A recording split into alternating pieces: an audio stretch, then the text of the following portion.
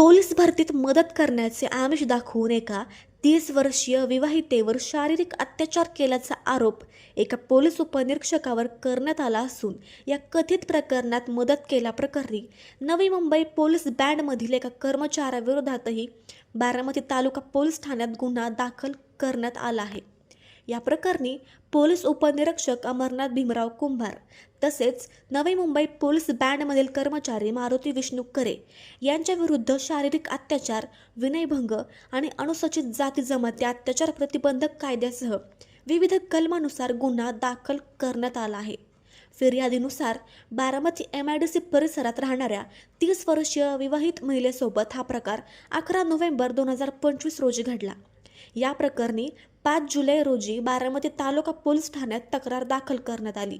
तक्रारीनुसार फिर्यादी महिला बारामतीतील संभाजीनगर परिसरात बँड क्लाससाठी गेल्या असताना मारुती करे यांनी त्यांना अमरनाथ कुंभार तुम्हाला भेटण्यासाठी आले आहेत असे सांगून मोटारीजवळ नेले। फिर्यादीची इच्छा नसतानाही पोलीस भरतीत मदत करण्याचा दबाव निर्माण करून त्यांना मोटारीत बसवण्यात आल्याचा आरोप आहे। त्यानंतर संबंधित महिलेला करे यांच्या सदनिकेत नेण्यात आले।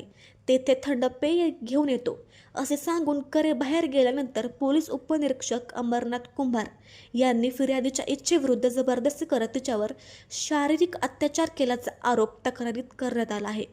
या प्रकरणाचा पुढील तपास बारामती तालुका पोलिसांकडून सुरू असून तपासानंतर पुढील कायदेशीर कारवाई करण्यात येणार असल्याचे पोलिसांनी सांगितले। अशाच नवनवीन बातम्या पाहण्यासाठी बारामती वार्तापत्र चॅनलला लाईक करा, शेअर करा, सबस्क्राईब करा आणि बेल आयकॉन प्रेस करा।